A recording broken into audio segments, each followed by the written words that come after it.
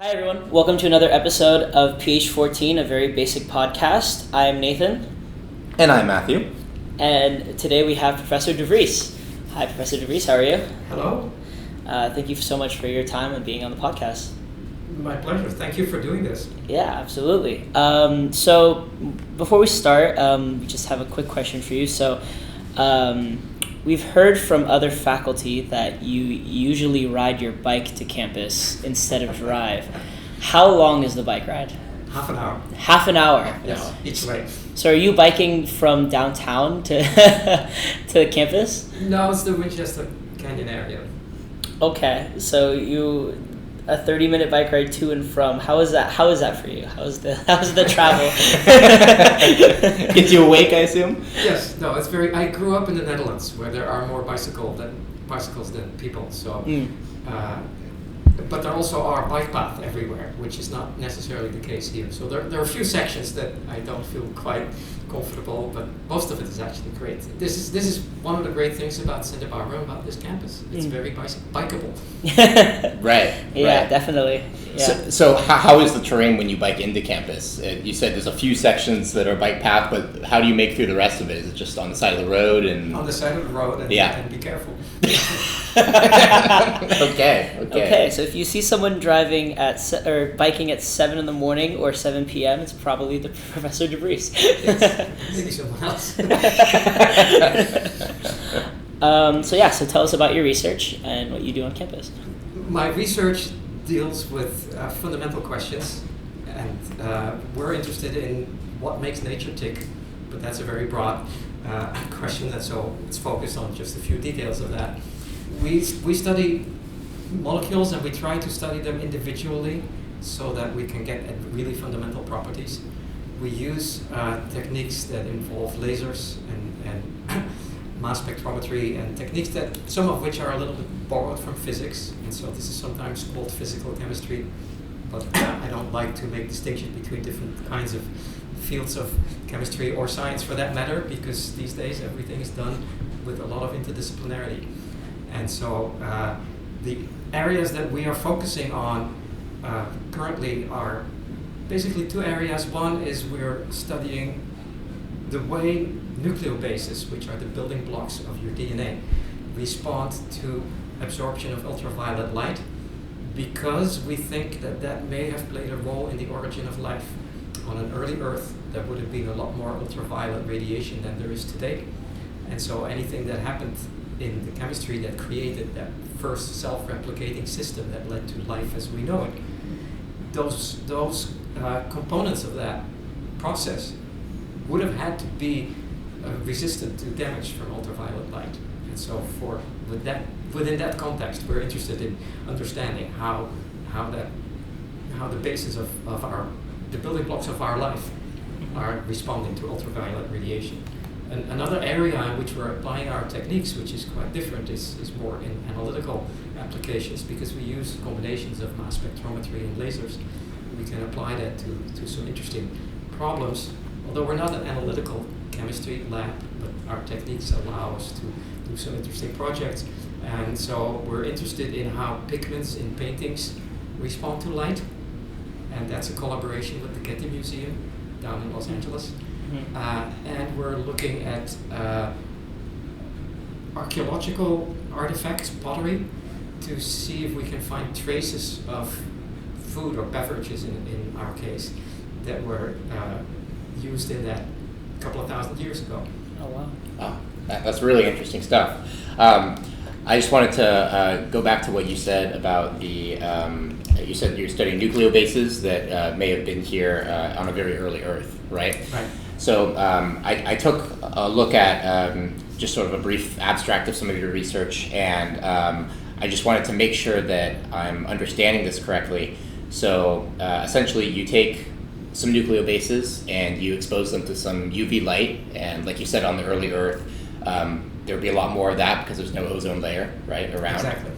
And then, at least from my understanding of it, was you're studying the lifetimes of their excited states, right? Right. And so if they're excited, then they're more likely to react and therefore probably have less stability. So the ones with the shorter excited states are going to be the ones that live on long enough to possibly go into a life form. Would you say that's an accurate? That's perfectly accurate. I'll just leave you to do the rest of it. I just wanted to make sure I had that correct. So that's really, really interesting. So when you study the stability of them, how is that done, like mechanically in the lab? On paper, this sounds really easy and straightforward. In practice, that requires fairly big machines in which we can make these molecules fly through thin air, because we don't want them to be reacting with anything else, so that we can get at their fundamental properties. And so it happens in vacuum. To make them fly, we need to vaporize them. We do this with laser pulses. And then we need to cool them to get high resolution spectra, and so we have tricks for that. Then the spectroscopy is done with lasers. We're talking about excited state lifetimes in the order of picoseconds. So picosecond is a thousands of a billions of a second. Right. And so we need very short laser pulses. The idea is that if in that time scale the molecule can rescue itself from potentially damaging photochemistry, that will make it safe. So you as a molecule, you absorb light. You're now you have a lot of energy absorbed. You're in an excited electronic state. All kinds of photochemistry can happen, unless you can make your way back down to the ground state and get rid of that energy really efficiently. Right. But that needs to happen faster than any other possible process. Yeah. So that's why these very short excited state lifetimes actually make these molecules resistant to UV damage. But now we're talking about picoseconds, and so we're using a picosecond laser system to do these measurements. Yeah. That's really, really cool. Right. Yeah. So actually, a cool detail there is that we excite with one laser pulse, and then we measure with another. We vary the delay time as the molecule does what it does. Yeah. The variation of that delay time on the order of picoseconds is actually done mechanically. There's a mirror that moves back and forth, and the further it moves back, the longer the pathway of the light. So it's like an interferometer type thing, kind of. But we know the speed of light, so we know if we move the mirror so many millimeters, the pulse is going to be delayed by so many picoseconds. That's really cool. I would have never thought that. I would have thought you hooked up to some scope and had a program do it, but you actually have a moving mirror. We also do measurements in the nanosecond regime. There we do it electronically, but in the picosecond regime, it's done mechanically. Wow. That's awesome. So when you shine the light from the lasers, is it the same intensity of UV radiation that it would be exposed to, for example, like back in prehistoric Earth when there was no ozone layer? Like, are you like estimating how strong the UV radiation would be? Is there like a calculation involved? That's a great question. So in these experiments, we're not trying to mimic the early Earth. That was 4 billion years ago. We're just trying to understand the fundamental photochemistry and the underlying theory and how it works on a molecular level. So we're not trying to redo what happened there. We're trying to build the understanding so that we can then maybe theorize if this much light came in, that's what would happen. There are estimations of how much light there would have been without the ozone layer, what that environment 4.5 billion years would have looked like on Earth. So you're thinking the trends that you see at this scale, because you're comparing different stabilities, right, would likely scale up as the radiation scales up. Okay. Awesome. Very interesting. So tell us about how you use lasers and spectroscopy to work with the archaeological pieces. Right. So this archaeology project is in collaboration with people in the anthropology department on campus, Professor Stuart Tyson-Smith, amongst others. And so this is also, I think, a great example of what makes UCSB so special, and that is the interdisciplinarity, which everyone these days is in favor of, but UCSB has been doing this for a long time. It's in the DNA of this place. And so I think this is another example of where you would combine departments that you might not think of combining. And so we get well, first of all, the understanding of what are interesting problems to look at. We get the pottery from our colleagues, and then we try to identify biotracers that are indications of some foodstuff that may have been in there. And so we've done a project with someone else, Annabelle Smith in Ford, also here on campus, on the early use of cacao by the Maya. And so she's been providing these samples, and again the knowledge of the archaeological context. And we've been identifying molecules that are indicative of cacao in these pieces of pottery. And so there's a little backstory there. The molecule that is typical for cacao, one of the molecules that we use as a biotracer is called theobromine, which is the stuff that your dog shouldn't be eating, but they can't eat chocolate. Mm-hmm. The reason we got into this actually had to do with our origin of life research, because we've been studying not only the DNA bases that make up our DNA today, but also alternative bases that could have led to other forms of life that would have been likely present on an early Earth. And so one of those was theobromine. It's a compound that's very similar to the DNA bases. You've got A, C, G, and T making up your DNA. A and G are adenine and guanine. Mm-hmm. And another variation on that would also have been on an early Earth is what's now called theobromine. And so we had done a lot of spectroscopy on it. I like to say, because we can tune our lasers to a particular absorption line in a molecule and at the same time detect its mass, we have a way to fish a needle out of a haystack. We can selectively detect something in a sea of other things. But we need to know what the needle looks like, what its color is, so that we can actually tune to that. In this case, we knew the color of this needle because we'd done a lot of spectroscopy on theobromine. So when I heard about this issue of cacao, I contacted people and said, this is something that we might be able to do something together on, because we have a way to very specifically detect this kind of molecule. Right. So things are sometimes connected in unexpected ways. That's amazing. That's amazing how you heard about that issue and thought to reach out. I just want to sort of pause on that point for a moment. Being aware of what else is going on campus and how your research might connect to that is just, such an important thing to keep in mind. I'm wondering how you originally found out that was being researched in another department. Actually, I don't remember anymore. Okay. So I guess the moral is just to be aware, to be interested in different things, and go to talks and things like that. Right. Yeah. And that's I'd say also a message to maybe the audience, especially undergraduate students. I always tell a student, don't think that what you're doing now is going to determine your career the rest of your life. Be open-minded. And I started out not majoring in chemistry, but in physics. I got a master's at some point in nuclear physics, and I would have never thought of molecules. Right. And just go with the flow and go wherever it's interesting. Right.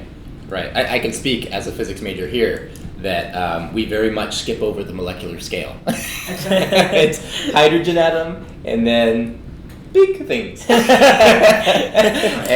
I used to think that the largest molecule you can properly describe is a hydrogen ion.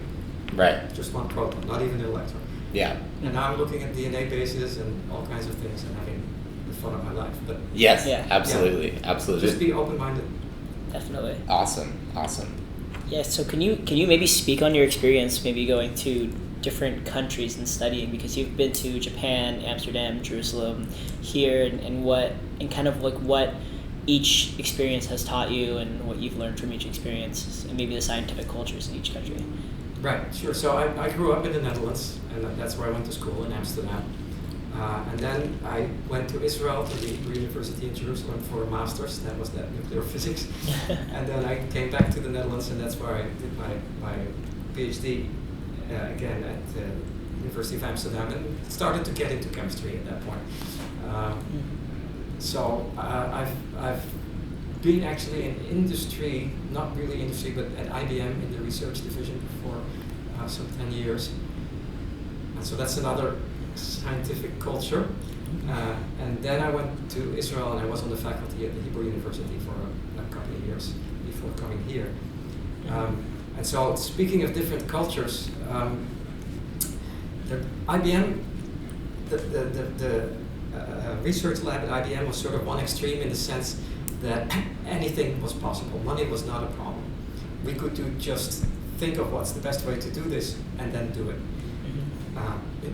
Assuming we could convince the management that this was something that IBM should be spending money on. But there was no limitation, as opposed to university research, where you sometimes have to use duct tape and chewing gum to put things together. I'm exaggerating. Are you? You should come look at our lab. Yeah.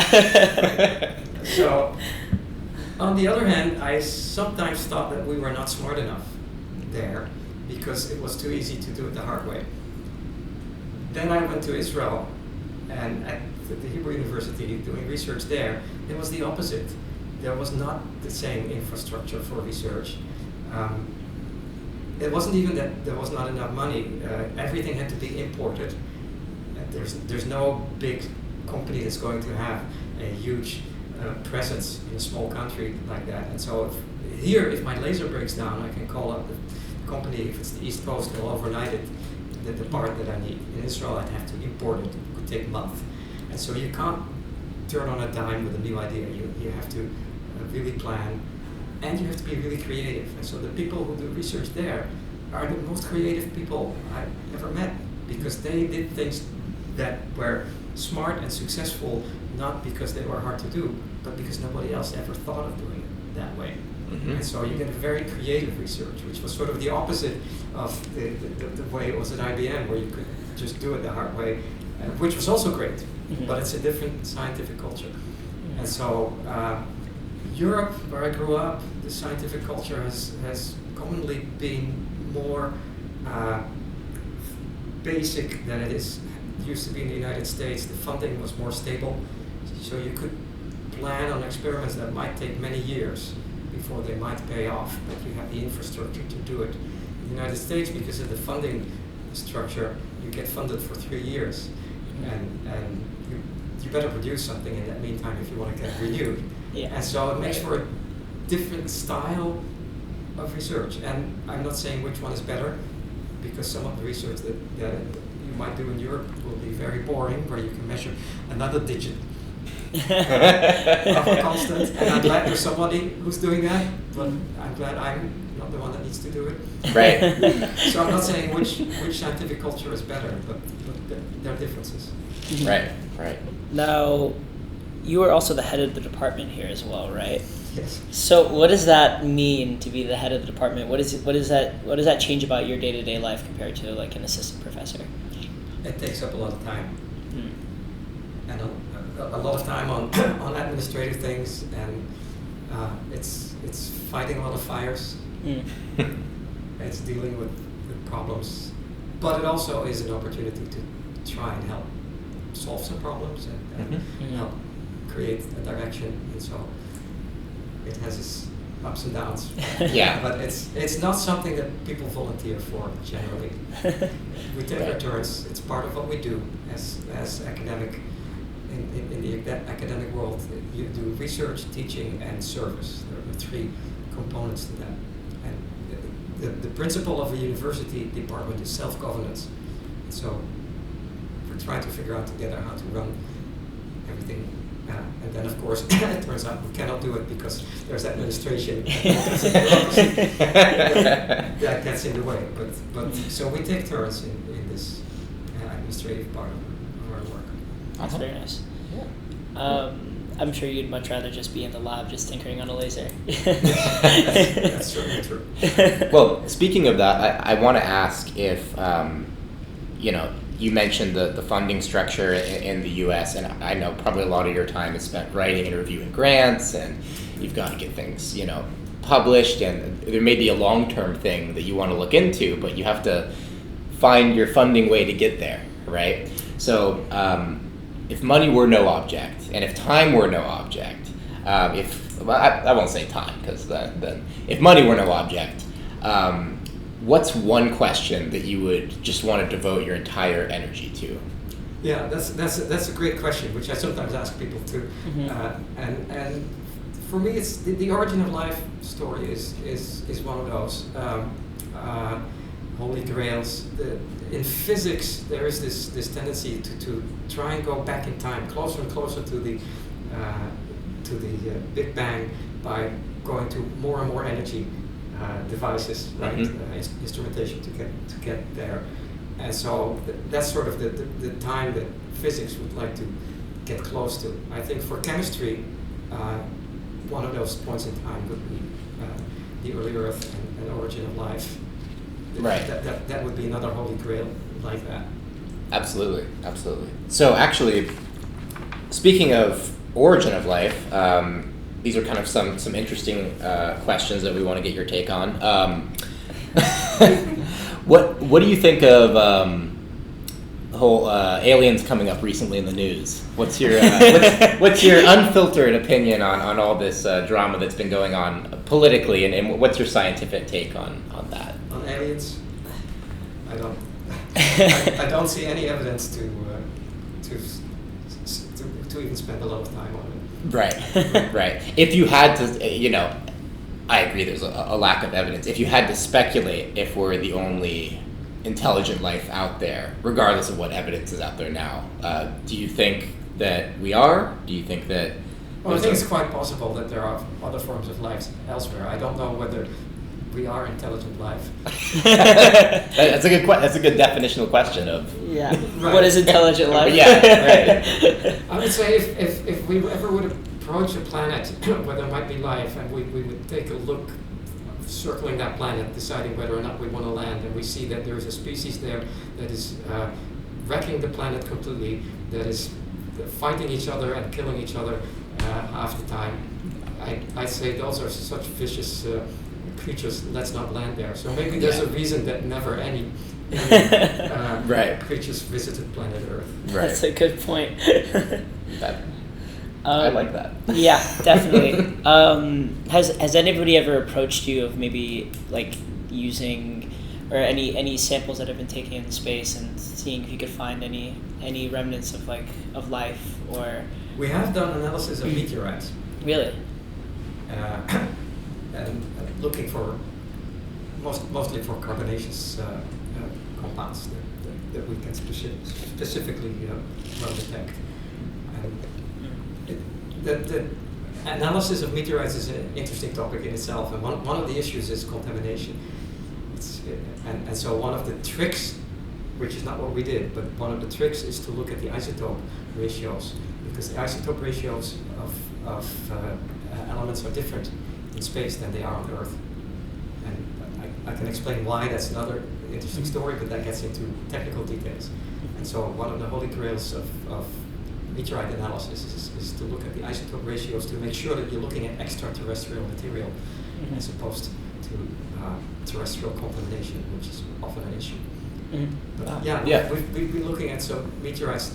One fun story there, this was in a collaboration with people at NASA, and they sent us the samples, and then we would analyze them. And so one day we analyzed the sample, and I called up our collaborator and I said, sample 13B, it's a little strange. We don't see anything there. It's different. And it was silent on the other end of the phone, and then he said, "Good, you got it." They said you had control. This was just a rock. Well, yeah. Well, I don't know what it was, but yeah. That's amazing. And it was great. And I later heard that this particular researcher had a name that he had never made a mistake in anything that he published. I can see why. Fair enough. Wow. Yeah, fair enough. He was testing you. Wow. I thought it was great. I think it's how good science is done. Definitely. Yeah. Wow. That's really cool. Did you find any really cool things on the meteorites? Anything notable?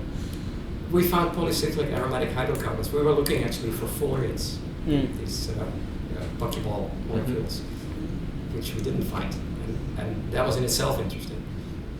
Right. Because the story of buckyballs is that it started with a question about what is in interstellar space.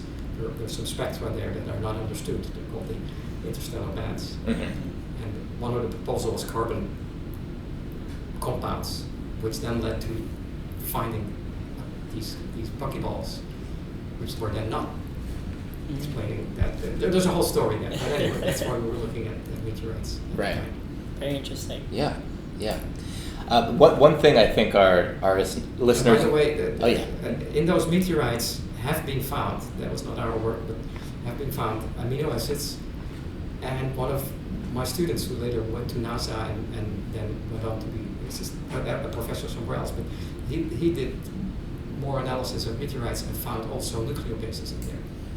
And so this is interesting because it makes you think that maybe we supposedly started with a primordial soup on Earth, which is not only the components of life as we know it now, because if there would have been such compounds, there would have been a whole mix of compounds. But maybe some of that was not synthesized here on Earth, but somewhere else in the universe and got here on the back of meteorites. Oh. And if that's the case, which is quite possible because now they've been identified in these meteorites, they also may have traveled to other planets. Interesting. And so, as to your question, could there be other life forms at other planets? That's a component of it. Mm-hmm. Wow, interesting. Have you ever had dealt with a sample from another planet or a moon rock, something from Mars, or nothing like that? No. So just asteroids that have come here voluntarily. Yes. And maybe some rocks. Maybe some rocks. Maybe 13B, the rock. Got it. So maybe circling back to the archaeology, I see that you have a piece of pottery from the time of the Second Temple in Jerusalem. What is your favorite period to study? What is your favorite time period to study, or your favorite culture to study in history? Never thought about that. I don't think I have a favorite period necessarily. We're looking for cases where we can do something with our technology that cannot be done in other ways. And so this field is called archaeometry. It's the measurements on archaeology. And we have a tool that is not commonly used. But we're looking for molecules. We particularly zero in on organic molecules. And aromatic molecules are particularly good for the kind of spectroscopy that we do. But you also need something that is reliably an indicator of something that you're looking for. And so, for example, if we're looking for a tracer of cacao, we're now actually going to be looking at traces of wine that was consumed by the Egyptians in what's now called Sudan, which unfortunately is a very bad political state with a civil war, but at the time it actually also was not in a good state because it was, at the time it was called Nubia and it was occupied by the Egyptians. And so there was a fortress there, and that's where these artifacts come from. And one of the ideas is that the elite was drinking wine. Common folk were drinking beer. Not much has changed over. and so maybe the hope on the archaeology part is that this can tell us something about the interaction between the occupiers and the occupied and things like that. But we're looking again for tracers that are indicative of the specific thing we're looking for, but also that are stable over thousands of years. Because if they degrade, then they're not going to be working for us. And so rather than looking for a particular time period, we're looking for cases where we can do something really interesting.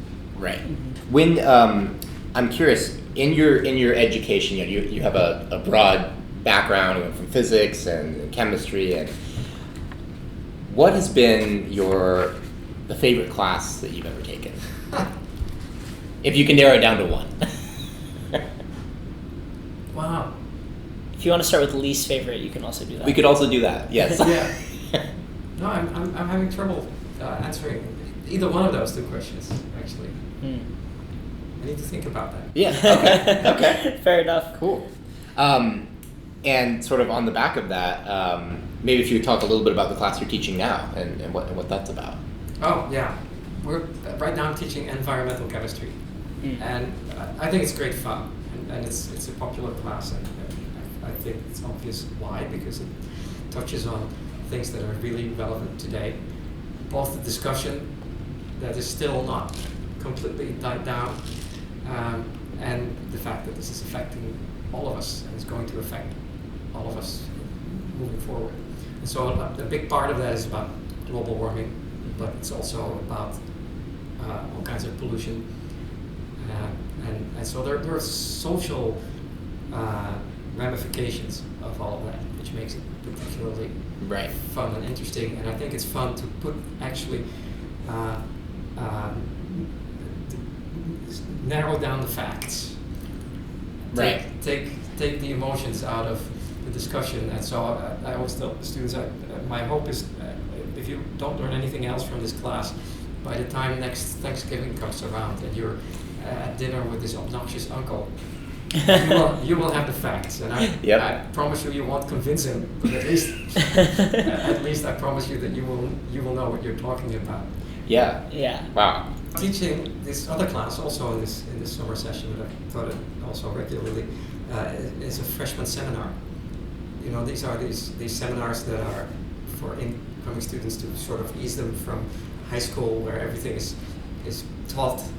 And you're told exactly what to do, to a university where you're in charge yourself.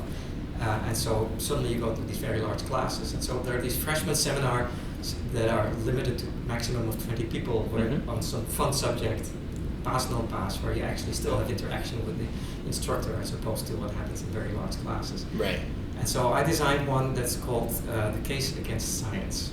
And it's not to make a case against science, but to study why a case against science is being made and how that works. And so examples are the debate about global warming, or about creationism versus evolution, or about vaccination.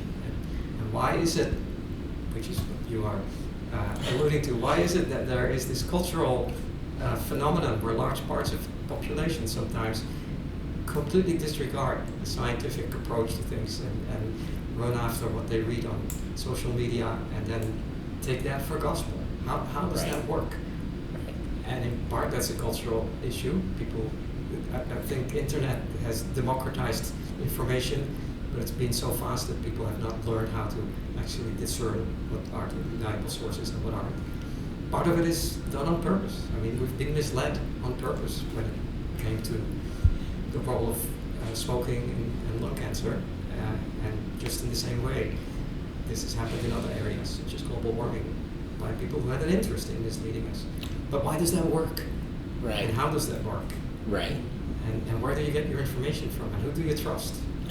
Because you cannot personally read all the peer-reviewed literature and be an expert on everything. Yeah, absolutely. Right. That sounds like a really fascinating freshman seminar. I'm curious for, some people listening to this may be incoming chemistry major or prospective chemistry majors. Do you have teaching assignments for this next year? Do you know if you'll be teaching any freshman seminars this next coming year? No, I do not. And as department chair, I have teaching release. And so... perk. It's a perk, but it's because it takes so much time. Yes, absolutely. But I still want to not lose touch with teaching, which is why I'm teaching now as well. And so I may also teach maybe environmental chemistry again next year, but I don't know yet. Do you like teaching? Yes. I would like it even more if it took less time. That's why you have TAs, right? I think that's the consensus. Yeah, but still, you need to prepare. Oh, absolutely. Think about Absolutely. what you're going Definitely. to talk about and all of that. But and respond to students. That's very important. But other than that, I do like trying to explain things and trying to stimulate people's thinking. For example, this freshman seminar, the main purpose is to stimulate critical thinking. Right. That's what it makes a university different from a school. Yeah. Let me ask, blackboard or chalkboard? iPad. Or iPad. Well, right now for this class, I'm teaching remotely, and so it's the stylus. Right. I like to write on my overheads, and so in a class, the ideal setup is where the projector is onto a whiteboard, and then I can write on my slides. Oh, okay. So are you saying that you project onto a whiteboard and then you'll go up and write on the whiteboard? Yeah. Wow. Okay. I've never seen that done. I like that. I would be sitting in the back of the class just taking pictures of every single slide after that, every single annotation. I like that. Yeah, Definitely. slides is boring. PowerPoint is a great tool, but it's also a deadly tool sometimes. Right, right, and also just on the chalkboard can be boring as well. So I like how you combine the two. I like to mix it up. That's really cool. Definitely. Yeah. Yeah. So mathematicians like to just write, right? Yes. And the cool thing about that is you see it develop. You see thoughts develop in front of you. But Right. Right. Sometimes for what you're teaching, a lot of visuals help. Right. Yeah. Definitely. So a combination. Cool. It's very interesting. So, when you teach a class, is it important for you to more relay the information that you're trying to teach, or is it important for you to kind of see like that aha moment in the student's head when they finally get the concept that you're teaching? Right. There's nothing more boring than talking to a class and have no response, which is what makes remote teaching also more difficult. Yeah. Yeah. Absolutely. Definitely. It's also for us as well when we're planning events, we would love to have them more in person because you get more of like it's more of like a real feeling when you're in a classroom versus like when you're just sitting at a computer screen and you're just around like a bunch of people with their cameras off and they're just doing whatever they're doing in the background. Right. Yeah. Right. True. The only advantage of Zoom, I mean, we have learned some good things from COVID, is that you can plan things where otherwise you couldn't get people together. Right. And certainly for a summer class, I don't think Zoom is a bad idea. People can do it while they're in China. Yeah, absolutely. Definitely. Yeah, summer people are traveling, they're doing internships at different places, and that's great. Yeah. Learning environmental chemistry poolside doesn't sound too bad. Absolutely. Speaking of being around in other places, we've talked a lot about your research and your work, and department chair and teaching, managing the lab. I mean, a ton of time, I'm sure, is already taken. But do you have any hobbies outside? Do you have time for hobbies outside of work that you're interested in? Right. Aside from biking. Aside from biking 30 minutes. Which you get it every day. Every day. Very impressive. Not every day. Sometimes it doesn't work out. I have a meeting somewhere in town. Sure. Yeah. Travel is great fun, and actually science. One of the perks of science is that it's so international. There's a lot of opportunity to travel. Combine it. You were mentioning Japan. I was just in Japan a couple of months ago on a collaboration, and I have an appointment there at Tokyo Tech University. This is sort of funny. Sometimes it takes someone from the outside to point out something that is totally obvious, but you are not paying attention to it when you're on the inside. And an example of this is how science works. So one day my son came to me. He was also at UCSB at the time, and he said, "Dad, I see you doing all these international things. You travel a lot. You do collaborations all over the world. You've got students from other countries come in and spend a couple of months in your lab. Your students go abroad and do experiments somewhere else. You go to conferences. You like to be first in publishing something, but that doesn't stop you from talking about it at conferences and exchanging information, because that's how you make progress faster." And I said, "Yeah, you've got visitors. Sometimes we have the collaborator spending a couple of months here." And I think at the time we were just having in our group meeting someone from the Czech Republic and another one from Germany who happened to be here. And I said, "Yeah, that's how it works." And he said, "Yeah, but Dad, do you realize if the entire world would be operating that way, what a different world we would be living in?" And then it hit me that this is one of the perks of being in science, is that it is so collaborative and so international.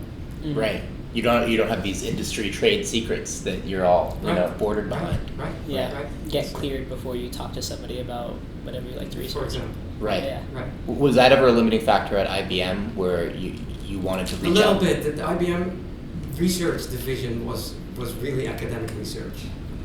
Our mission was to do cutting edge research in areas that had some relevance to company technology, and that could be very broad. Although the things I'm doing now, I could not have been doing there, but I did similar things. I developed a lot of the techniques that I'm using here while I was there. And so, at least for the work that I was doing, that was not much of an issue. I could see more applied areas where people would have that division. Right. But at the time, this has changed. The research division at IBM is not what it used to be. Mm-hmm. At some point, it's funny, at some point, it started to change. Some people on the board of directors of IBM said, what has research done for us lately? And you could see coming that it would change. Yeah. Before that, at some point, the CEO of IBM was asked, why do you have this research division that does this just world-class academic research? And his answer, surprisingly, was, it's a public service. And I thought that was very nice. Yeah. And so this was the time when, in 2 successive years, IBM got a Nobel Prize for work that was done there. Really? Wow. Yeah, and that didn't stop the board of directors to say, what has research done for us lately? 2 Nobel Prizes. You think after 2 Nobel Prizes they were... Yeah, right. And so that's when people like me and other colleagues started to leave. I see. Wow. Now, is that a general trend that you've seen in other companies too as well? Yeah. So There used to be this, the Bell Labs was famous for its research. Absolutely. Exxon was famous. There were all these places where really fundamental research was done, and most of that is gone, and it's become more applied. Right. Yeah, Right. definitely. But I would like to make the point that all that applied and innovative research that's done in companies, and this is also true in pharmaceutical companies, is based on fundamental research that's done in academia. Right. And so when they say research and development costs so much, most of the money, actually pharmaceutical companies tend to spend more on marketing than on the R&D, but the underlying research is taxpayer funded. Right. It's done in universities. Right. Yep. Very interesting, and that I think makes it a lot more. I know it takes off a lot of the pressure, because when you have the taxpayers paying for your research versus like some investor, you kind of think, okay, well, this is more for people around the world who are interested in my research that are actually funding it. As long as you're advancing something that you find is meaningful, you don't have somebody to report to and say, here's how you're going to get a profit out of it. Yeah, definitely. Yeah. Cool. So we would like to transition to a segment of the podcast where we like to call Blue Book. And previously on other episodes for Professor Carlene and Professor Green, we were able to pull up old test questions and quiz the professors on their test questions. Unfortunately, we couldn't find any test questions from any of your classes. Good. So nice job. Nice job on Good that. job. Nice. None of us have a Course Hero account, but we do have some figures from some of your papers. And so we would like to see if you could guess what is being depicted, where these art pieces are from. These are pieces that have been featured in your papers. And for those listening, we'll have... we'll put up a picture on We'll have that, and of course we'll have DOIs to the original papers and references. Absolutely. So you can take a look at the wonderful research being done, but... If I can fold this paper. Nathan, As I've tried to expose the picture so only he can see it. So the first one that we have is this. Do you know what paper it's from, what it is? That's Maya cacao. Mm-hmm. It's an old illustration from the period that they were using cacao. And so that must have been the paper that we had, maybe the one in PNAS on the cacao. Yeah. All right, wonderful. Yeah. Yeah. Wonderful. The paper is called New Light on the Use of Theobroma Cacao by Late Classic Maya. Which is what we've been talking about. So wonderful. Yeah. Wonderful transition to that. And then one more here. This is fantastic. I figured that he would get these correctly. Not necessarily. I'm not sure what the next one is. So this is the caption from the one before, but Right. this one. I'm not so sure on that one, actually. What is that? I don't know. I think that was the same research question you used when you were looking at those. What is that? Exactly. What is that? So no lasers, no spectroscopy. Right. What is it? I'll maybe try and give... If you want to take a guess, or I could give a hint. It looks like an archaeological thing again. Mm-hmm. Mm-hmm. Let's see. Yeah, I mean, this one even I would have trouble describing knowing the caption. So the hint is that you used neutron diffractometer INES for phase analysis. Really? Mm-hmm. Can I look at the caption? Yes, you can look at the caption. Is that a paper of mine? Yes. Mm-hmm. Huh.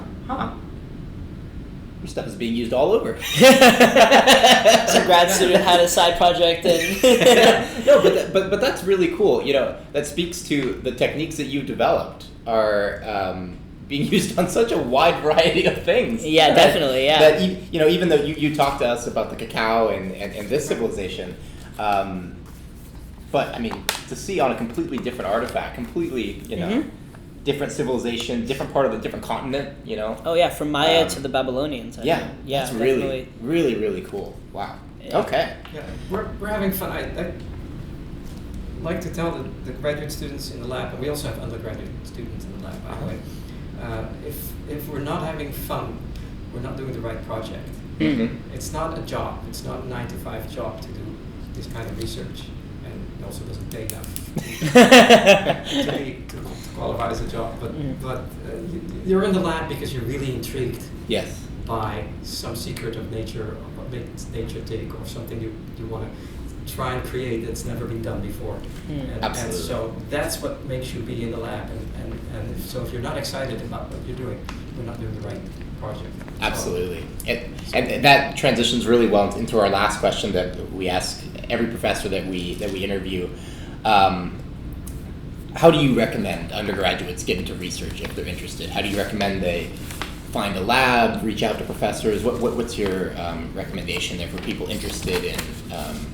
Well, first of all, be persistent, because there are more undergraduate students on this campus than there are research positions. Right. And so you have to, I recommend that you look at websites of research groups and identify some areas that you might be interested in, and then just ask, email, maybe come to an office hour, knock on a door, and tell the professor why you're interested in that area. That might help, even if you don't know exactly what it is. Absolutely. And accept the fact that there may not be an opening right away, but ask again. Right. Be persistent. I like that. Be persistent. It's worth it. Any undergraduate who is even remotely thinking about graduate school, and I recommend everyone think about that. You are not going to get into graduate school if you haven't done research in most places, for one thing. Secondly, graduate school is all about research. It's not about taking classes. And so it's worthwhile to figure out whether this is what you like, whether this fits your temperament. Right. Finding out how research happens and what it's about. It's not like it's in the cartoons. It's not white lab coats and bubbling colored liquids. Right. Unless you're in bio. Unless you're in bio. Then white lab coats. We have the cool blue flammable. Right. It's not always that. It's most of the time it doesn't work. Unlike the experiments you do in a lab, in an undergraduate lab, that are designed to work, real experiments are not. Right. And 95% of the time they don't work. That's why it's so exciting when they do. But you have to have the temperament for that, and so try it out. Yeah. And thirdly, if you do undergraduate research, that professor is the one that's going to write the best recommendation letters for you, whether it's industry or academia. The professors in the large classes don't know you. Yeah. Right. And so for all those reasons, try out research, see what it's like. Definitely. And what do you think undergraduates can get out of research? And what do you think their mindset should be approaching research? Figure the experience, learning how science is done. Right. Right. No. Learning what it's like to fail 95% of the time. 100%, yeah. Learn how to fail is a good way to put it. Yeah. It's part of the job. Right. Definitely. Right. Awesome. Yeah, awesome. Okay, this has been so great, Professor De Vries. Wonderful conversation with you. I'm sure our listeners will be very happy to hear this and to hear your insight. So we just want to thank you again for taking time out of your busy schedule, working with lasers, being department chair, teaching. It's been wonderful talking with you. So thank you so much. I enjoyed it, and thank you for doing these podcasts. Absolutely. Yeah, absolutely. Absolutely. Okay. Cool.